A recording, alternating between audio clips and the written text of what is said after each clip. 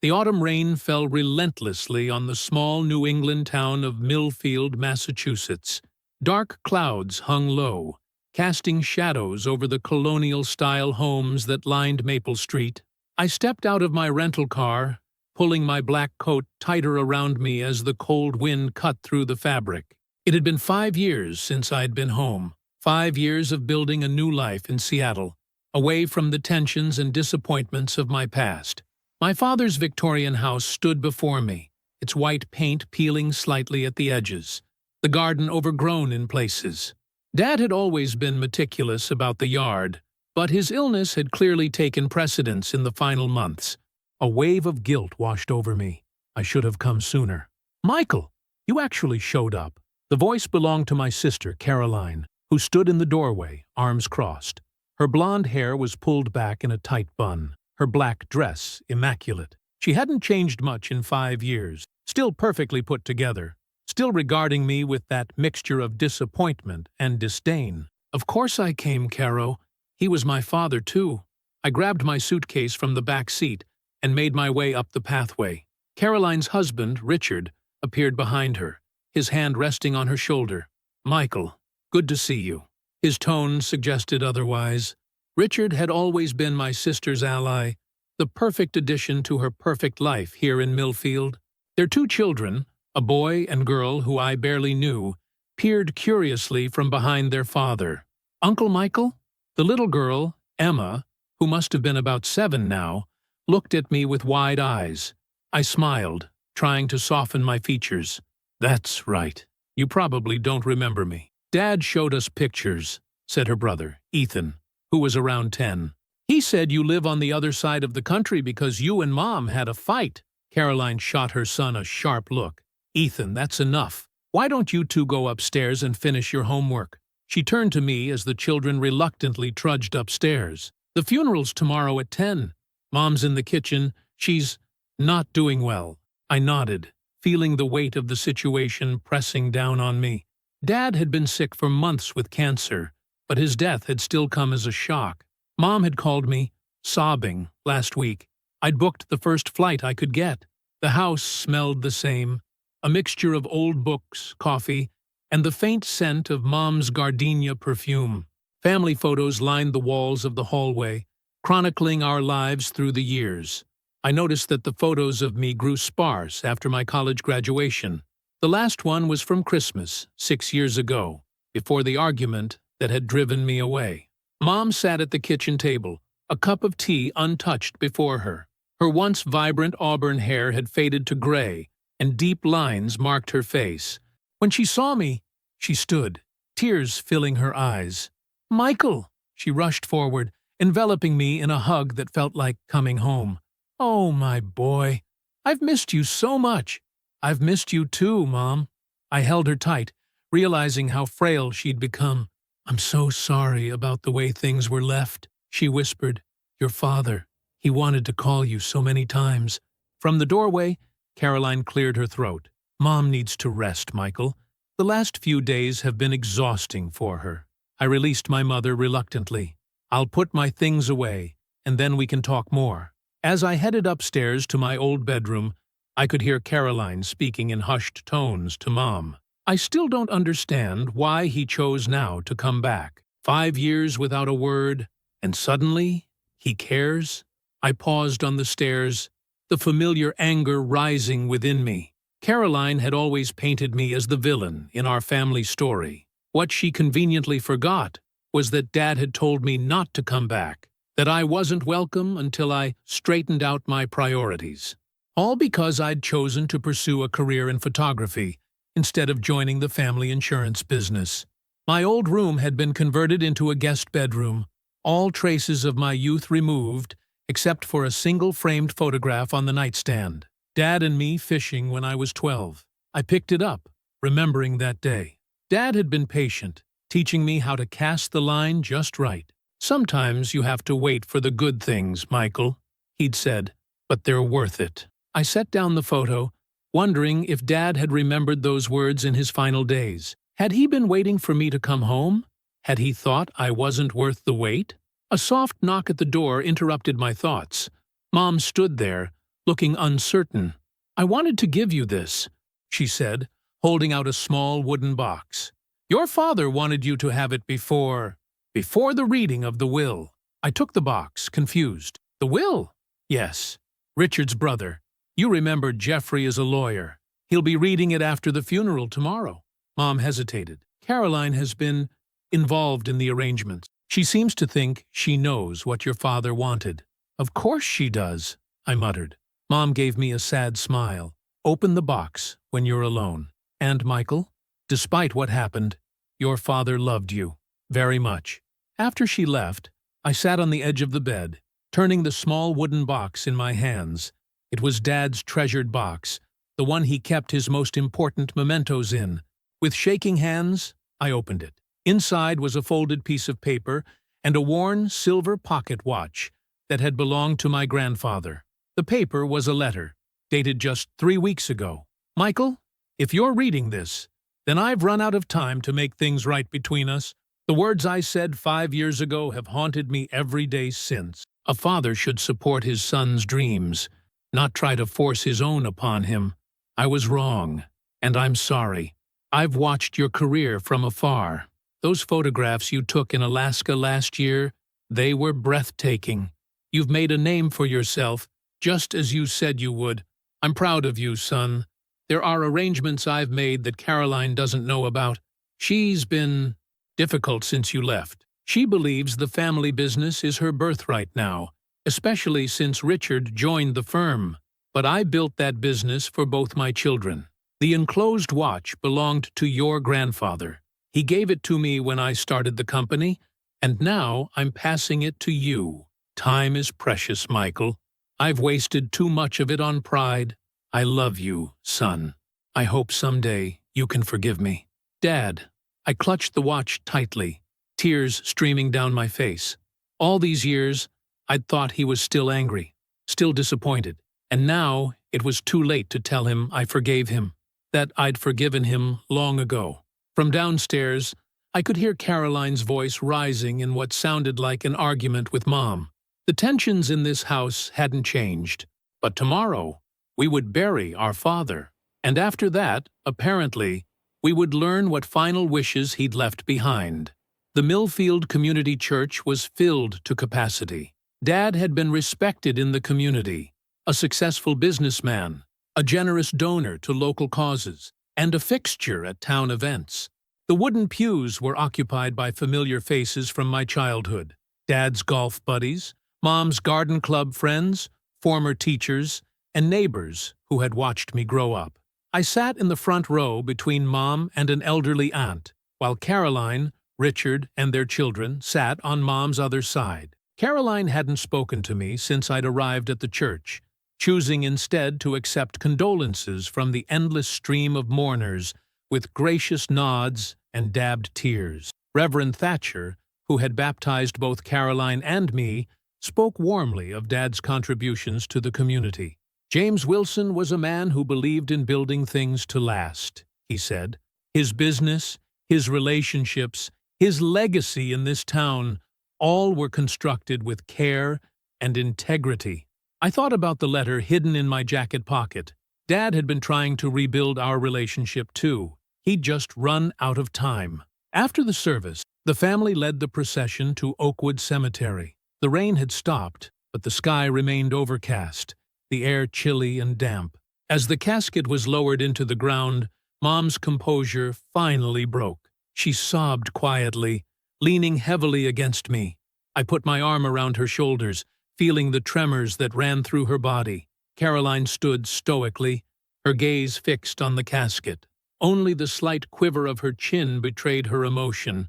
Richard kept a steady hand on her back, while the children, solemn in their formal clothes, stared wide-eyed at the proceedings. When it was time to place flowers on the casket, I approached with a single white rose. "I'm sorry, Dad," I whispered. "I should have come home sooner." As I stepped back, Caroline moved forward with her flower. Our eyes met briefly, and for a moment I thought I saw something other than animosity, perhaps a shared grief, a recognition of our mutual loss. But then her expression hardened, and she looked away. After the burial, everyone gathered at the house for the reception. The living room and dining room were filled with people sharing stories about Dad, eating from the trays of food that neighbors had brought over. I found myself cornered by Mr. Jennings, Dad's oldest friend and business partner. "Your father was mighty proud of those photographs of yours," he said, surprising me. "Showed me a magazine with your work in it just a couple months ago. Said his boy had an eye for beauty that he never had." I swallowed hard. He never told me that. Mr. Jennings clapped me on the shoulder. "James wasn't always good at saying the important things out loud, but he felt them, Michael. He certainly felt them." As the afternoon wore on, the crowd began to thin. By 4 o'clock, only the immediate family and Richard's brother, Jeffrey, remained. We gathered in Dad's study, a room that had once been off-limits to Caroline and me as children, a sacred space where Dad conducted business and private affairs. The study was just as I remembered it. Dark wood paneling, built-in bookshelves filled with leather-bound volumes, the large mahogany desk where Dad had spent countless evenings working. The only addition was a sleek laptop that seemed out of place among the traditional furnishings. Jeffrey, a balding man in his 50s with wire-rimmed glasses, cleared his throat.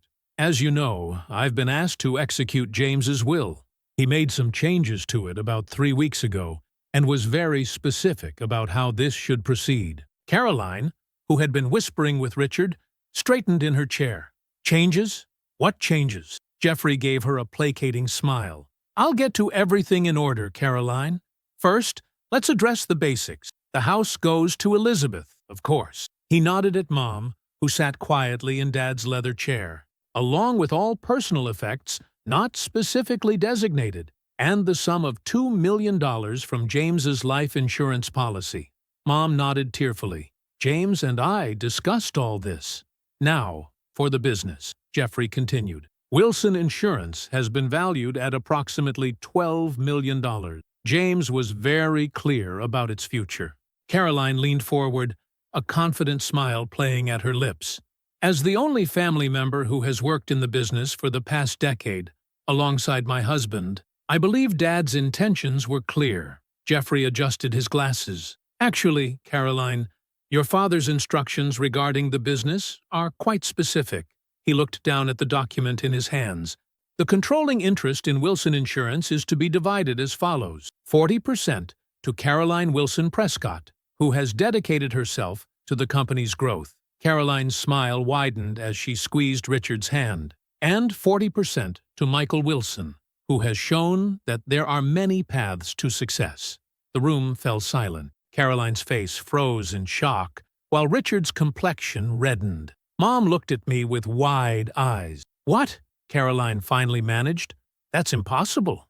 Michael hasn't been involved in the business for years. He doesn't know the first thing about insurance." "Nevertheless," Jeffrey continued calmly, "those are your father's wishes. The remaining 20% goes to Elizabeth Wilson, giving her the deciding vote should there be any disagreements between the siblings." Caroline stood abruptly. "This is ridiculous. Dad would never have done this. Michael abandoned the family, abandoned the business. He hasn't even been home in 5 years." "Caroline," Mom said softly, "please sit down." "No, I will not sit down. This has to be a mistake. Jeffrey, when exactly did Dad make these changes?" 3 weeks ago, as I mentioned. When he was heavily medicated? When he might not have been in his right mind? Caroline looked at me accusingly. "Did you come back and manipulate him on his deathbed? Is that what happened?" I felt a surge of anger. "I just arrived yesterday, Caroline. I hadn't spoken to Dad in years." "You know that. Then how do you explain this?" she demanded. Jeffrey held up a hand. "There's more to the will. If I may continue?" Caroline sat down reluctantly, her face flushed with anger. "There's a clause here specifically regarding the division of the business," Jeffrey said. James added what he called the reconciliation clause. It states that the 40% shares allocated to each sibling are contingent upon them working together in the business for a minimum of 1 year. If either sibling refuses or fails to fulfill this obligation, their shares will be divided equally between the other sibling and Elizabeth. "What?" Caroline and I exclaimed simultaneously. "Furthermore," Jeffrey went on.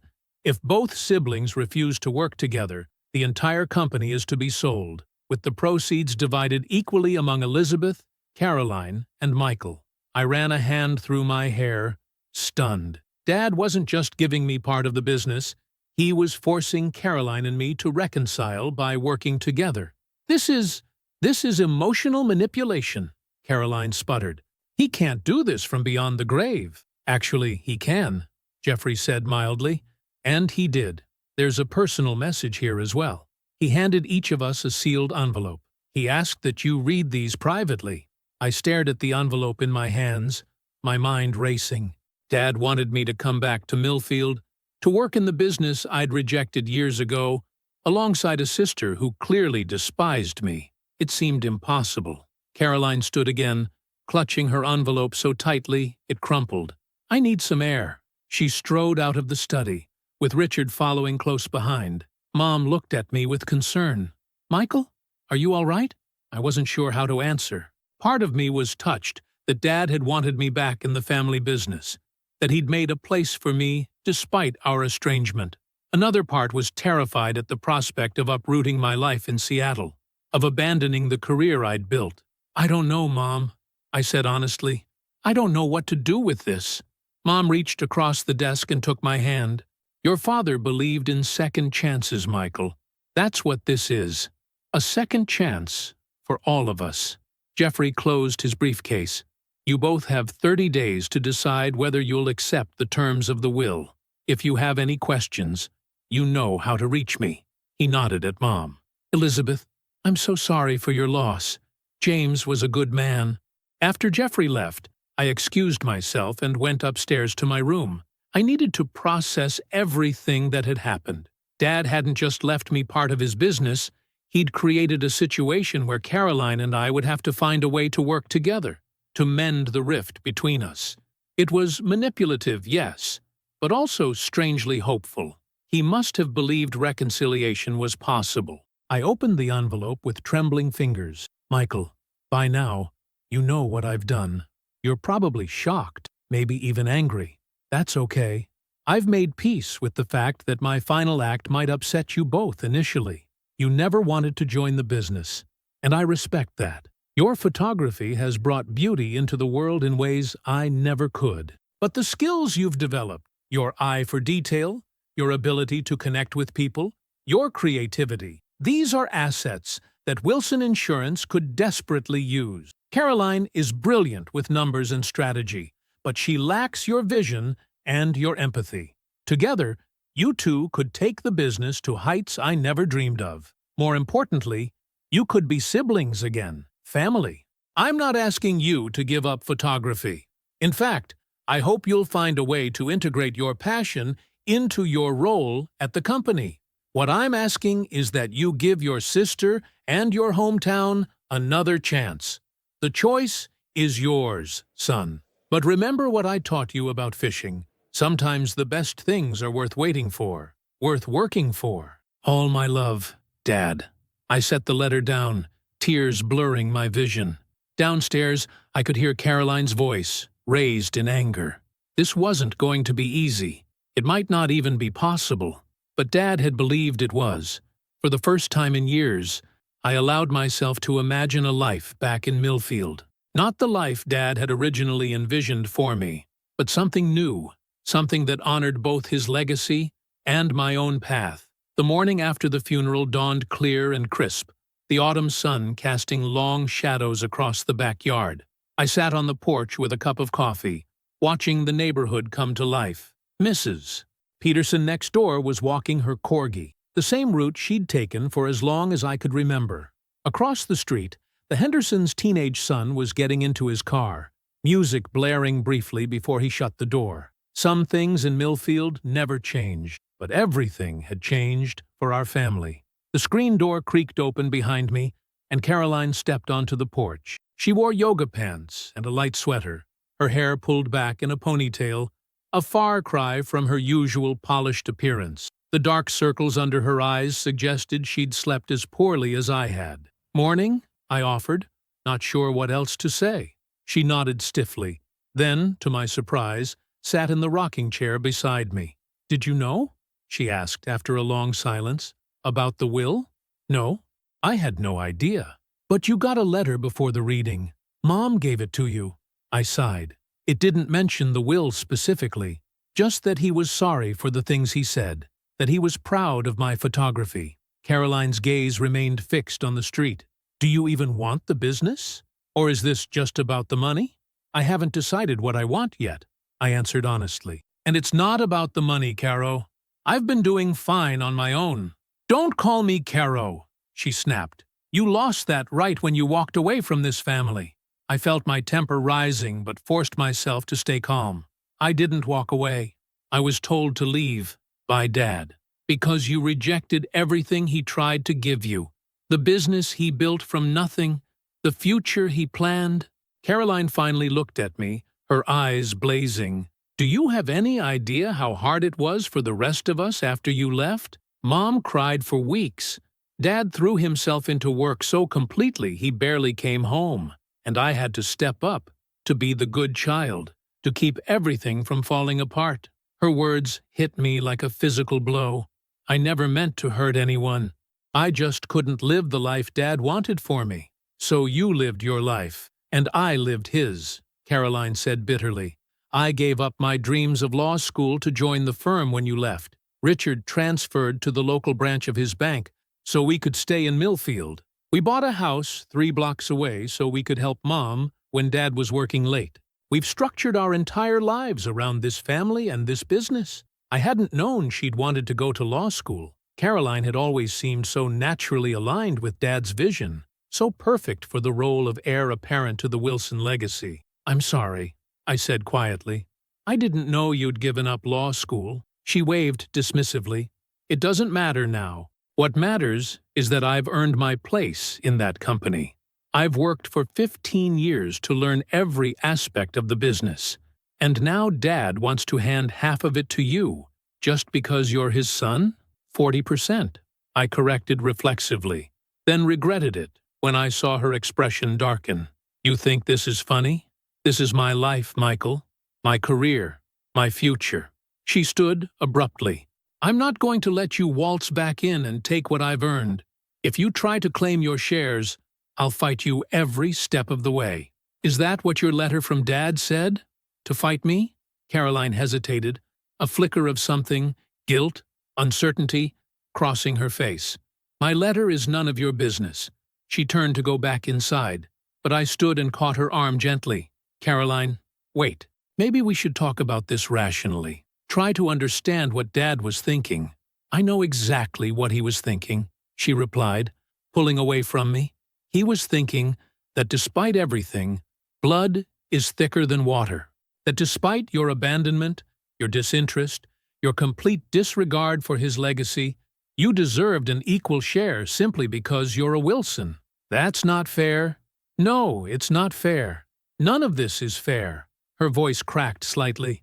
Do you know what Richard and I found when we were helping Dad organize his office during the last weeks? A folder full of articles about you.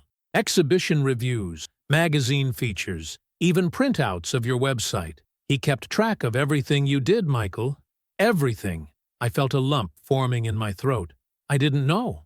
Of course you didn't. You never called, never visited, but he still loved you more. Tears welled in her eyes.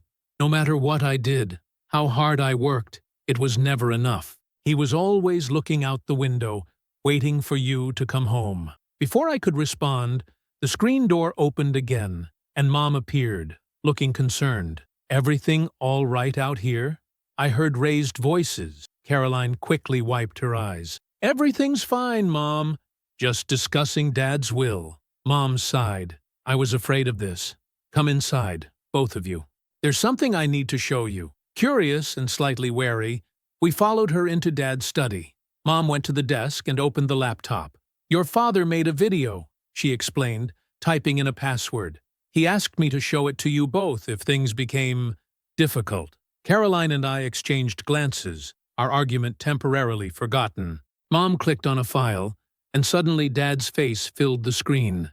He looked thin, his once robust frame diminished by illness, but his eyes were clear and determined. Caroline, Michael, he began, his voice raspy but strong.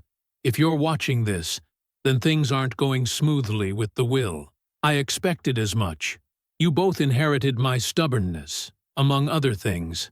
Despite myself, I smiled. Dad had always said his stubborn streak was both his greatest strength and his greatest flaw. "I know this arrangement seems strange, maybe even cruel," Dad continued.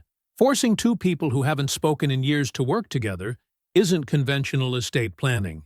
But then, we've never been a conventional family, have we?" He shifted in his chair, wincing slightly. "Caroline, you're brilliant. The way you've grown the business, modernized our approach, built relationships with corporate clients, I couldn't be prouder. You've exceeded every expectation I ever had." Caroline's face softened at his words. "And Michael, watching you forge your own path, build a career doing what you love, becoming recognized in your field, it's been a joy, even from a distance. The strength it took to defy me, to risk everything for your passion, I didn't understand it then, but I do now." I swallowed hard, fighting back tears. "What neither of you realizes is that you both have qualities the other needs. Caroline, your brother sees the world differently than we do. His creativity, his perspective, could open doors for Wilson Insurance that we've never even considered. And Michael, your sister's dedication, her attention to detail, her strategic mind, these are skills that could help you build something lasting from your talent." Dad leaned closer to the camera. "But more important than the business is the fact that you're family. The rift between you has been the greatest regret of my life. I let it happen, encouraged it even, because I was too proud to admit I was wrong. I'm trying to fix that now, in the only way I can." He paused, taking a labored breath. "The choice is yours. You can fight each other over the business. You can walk away from it entirely. Or you can try, just try, to work together, to be brother and sister again. That's all I'm asking. 1 year. For me, but really, for yourselves."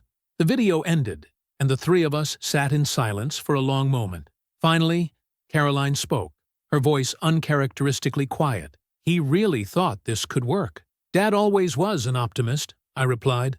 Mom looked between us. "Your father believed in both of you, separately and together.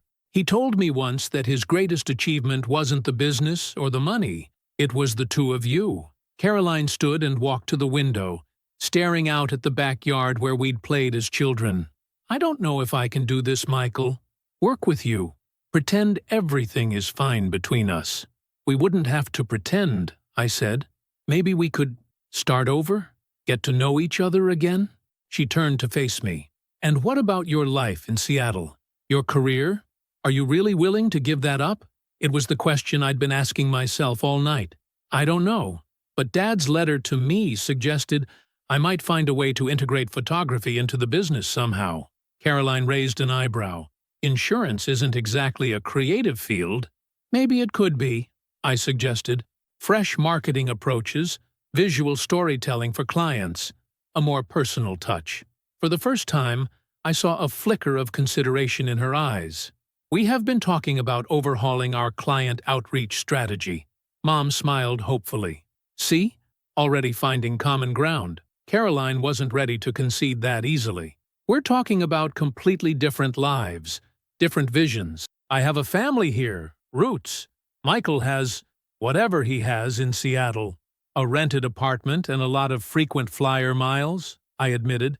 "My work takes me all over. I don't have the same ties you do, which means you could leave again, as soon as it gets difficult, or boring, or just not what you want." "What if what you had?" Her fear was clear, that I would abandon the family again, that she would be left to pick up the pieces. Again. "What if," I said slowly, "we set up a trial period, 3 months.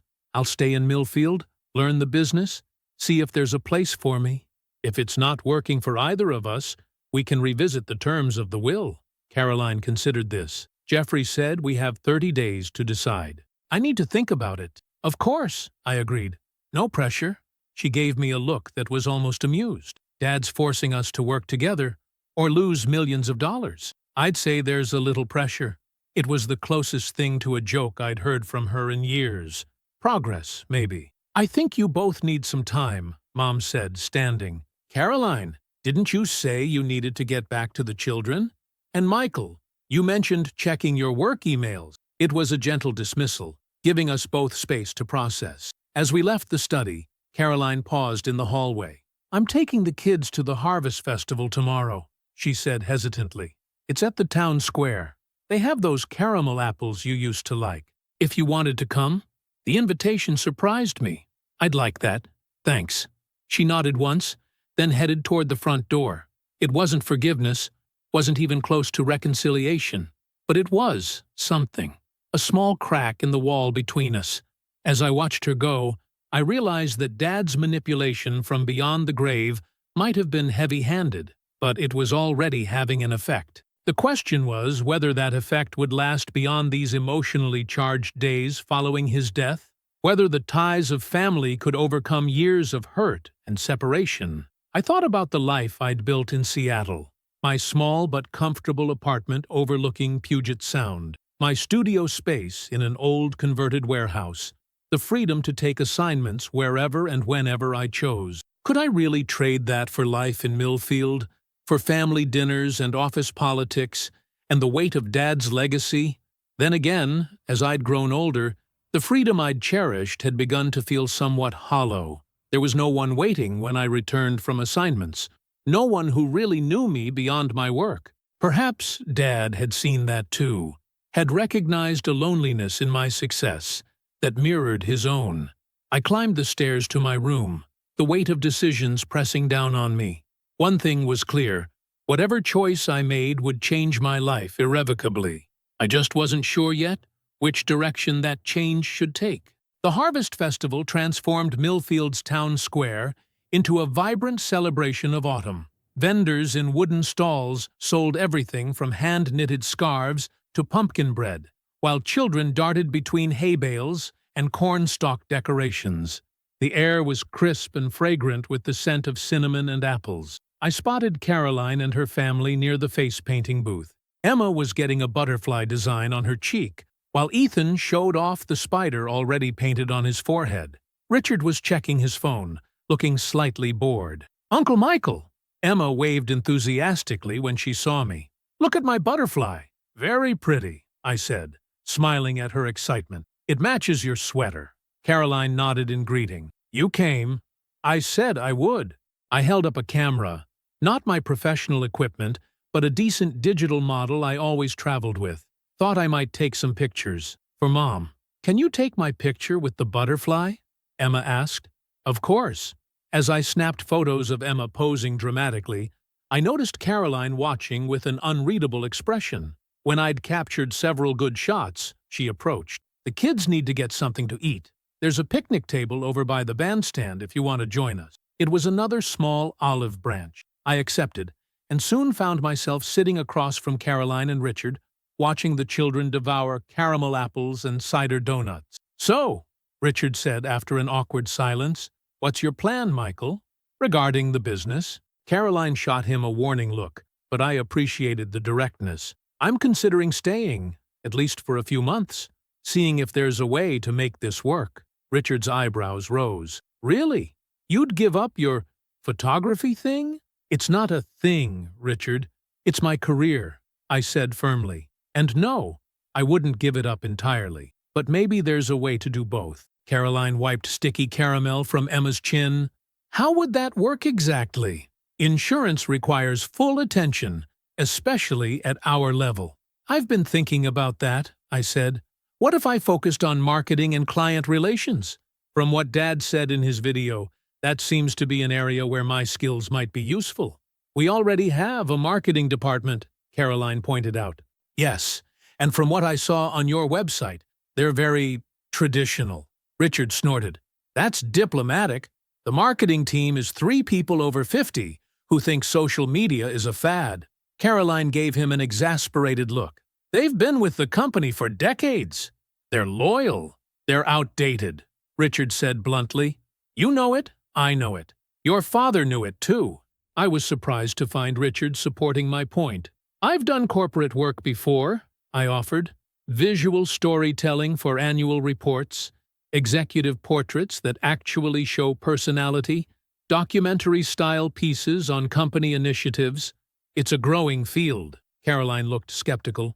Insurance isn't exactly glamorous. It doesn't have to be glamorous to be engaging, I countered. It's about making connections, showing the human side of the business, the people you've helped, the communities you've supported. For the first time, I saw genuine interest in Caroline's expression.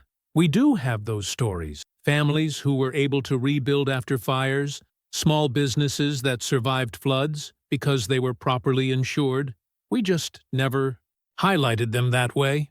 Exactly, I said, warming to the topic. Insurance is really about security, about protecting what matters. That's deeply emotional when you think about it. Richard checked his watch. I need to get Ethan to his soccer game. Caroline? She hesitated. Why don't you take him? Emma and I can stay a bit longer. We can catch a ride home with Michael. She glanced at me. If that's okay? I nodded, surprised, but pleased. Of course. After Richard and Ethan left, Emma ran off to play a ring toss game, leaving Caroline and me alone at the table. You've really thought about this, she said, about how you might fit into the company. I've been up most nights since the will reading, I admitted, trying to figure out if there's a way to honor Dad's wishes without either of us feeling cheated. Caroline traced a pattern in the condensation on her cup. I read his letter again last night, the one he left with the will. What did it say, if you don't mind my asking? She was quiet for a moment. He apologized for putting too much pressure on me. Said he knew I'd given up my own dreams to fulfill his. Her voice cracked slightly. He said he never meant for me to shoulder everything alone, that it wasn't fair to me. It wasn't, I agreed softly. But it also wasn't fair of me to blame you entirely, she admitted. You were right yesterday. Dad did tell you to leave. I heard that argument. The whole house did. And instead of defending you, I sided with him because it meant I would finally have his undivided attention. Her honesty stunned me. Caroline, I was jealous of you, she continued. Always. You were the son, the firstborn. Even when you defied him, even when you left, you were still the one he talked about, the one he missed. I was just there, doing everything right and still somehow invisible. You weren't invisible, I said. Not to me. Growing up, I was in awe of you. How smart you were, how put together, how you always knew exactly what you wanted. She gave a bitter laugh. What I wanted was to be a corporate attorney, to argue cases in court, to negotiate deals, not to sell insurance policies in the same town I was born in. You could still do that, you know. It's not too late for law school. With 2 kids and a mortgage, a husband whose career is here. She shook her head. Some trains leave the station, Michael. You can't always catch them later. I thought about my own journey, how terrified I'd been to leave Millfield, to defy Dad's expectations, how many nights I'd spent wondering if I'd made a terrible mistake. Maybe not the same train, but there are always others. Caroline watched Emma toss rings at bottles, her aim wildly off, but her enthusiasm undimmed. Maybe, but right now, we have to deal with the train Dad put us on. We don't have to decide everything today, I said, but I am willing to try, Caro, for Dad's sake, and for ours. This time, she didn't object to the nickname. I might be willing to try too, but there would have to be clear boundaries, clear responsibilities. Agreed. And no promises about what happens after the year is up. One day at a time, I suggested.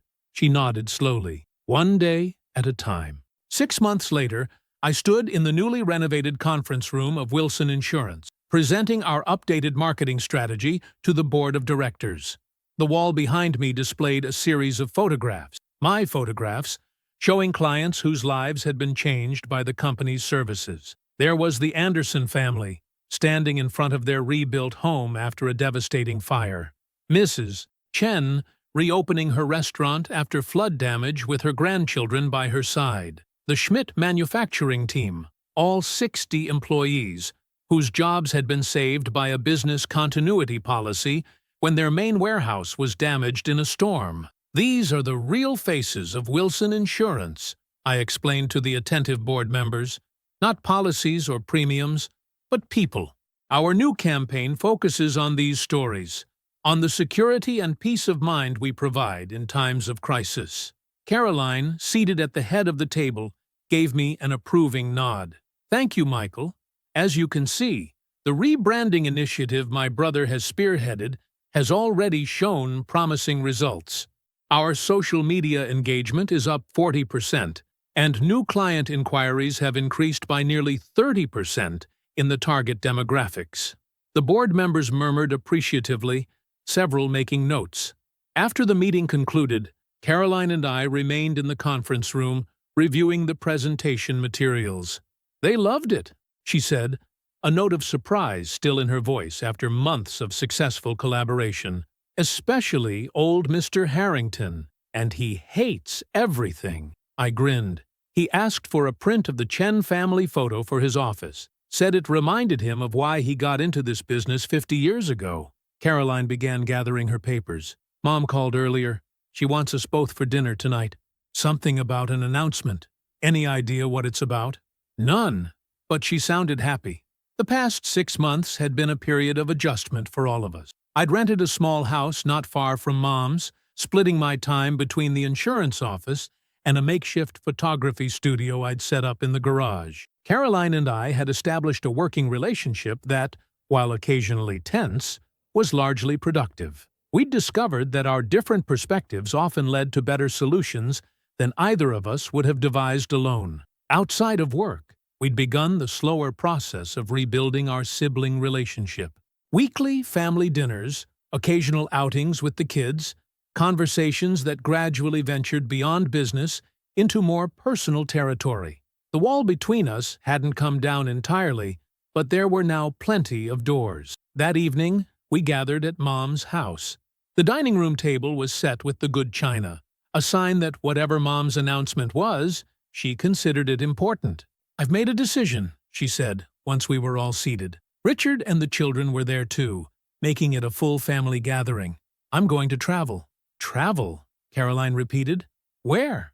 "Everywhere," Mom said, a hint of excitement in her voice that I hadn't heard in years. "Your father and I always talked about seeing the world when he retired. Well, he never got that chance. But I still can." "Alone?" Richard asked, looking concerned. Mom smiled. "Not entirely. I've joined a senior travel group. Our first trip is to Italy next month. 3 weeks touring Rome, Florence, Venice." I felt a surge of happiness for her. After months of grief, she was finding her way forward. "That's wonderful, Mom." "It's so sudden," Caroline said. "Are you sure you're ready?" "Life is short, Caroline. If I've learned anything this year, it's that."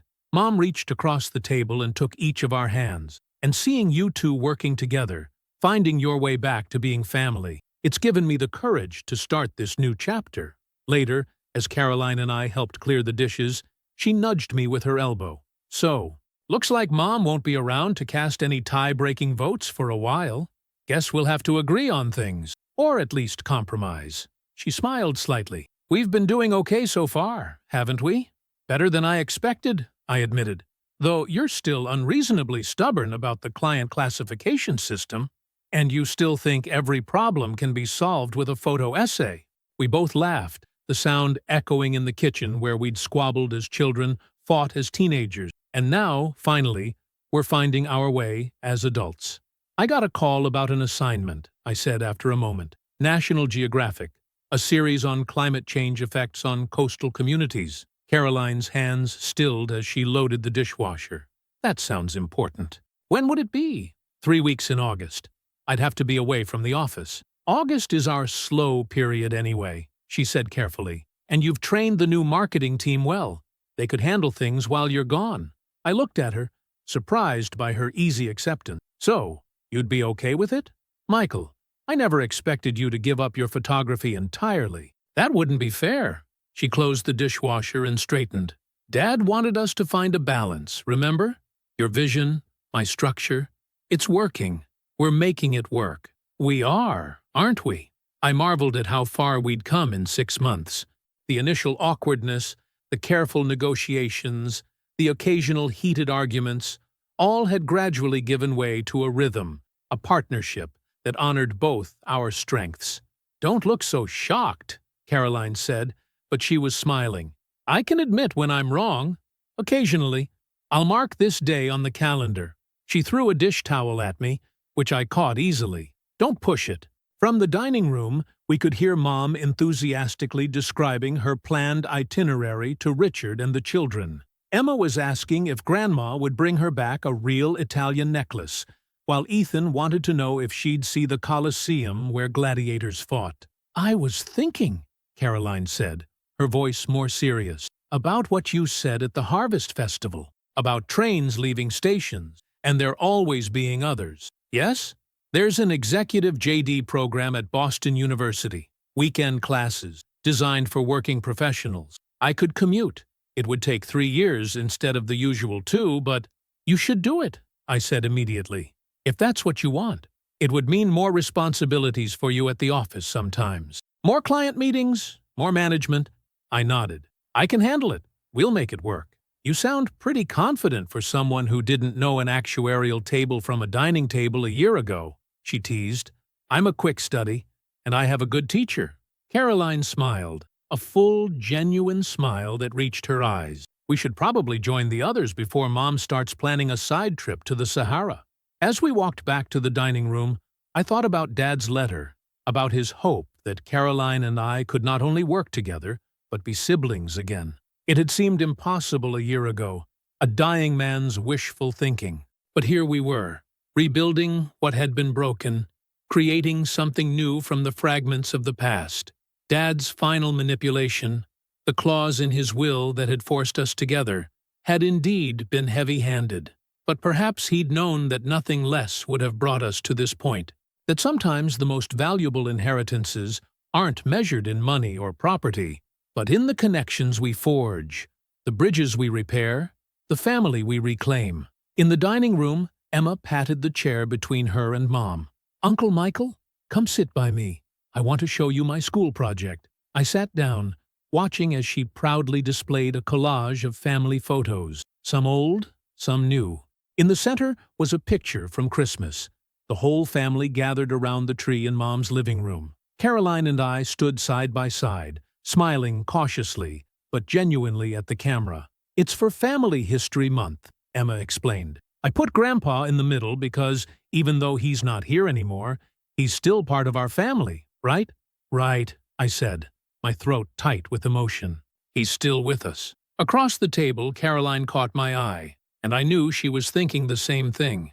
Dad's final gift hadn't been the business or the money. It had been this, the chance to be a family again, the opportunity to write a new chapter in our shared story.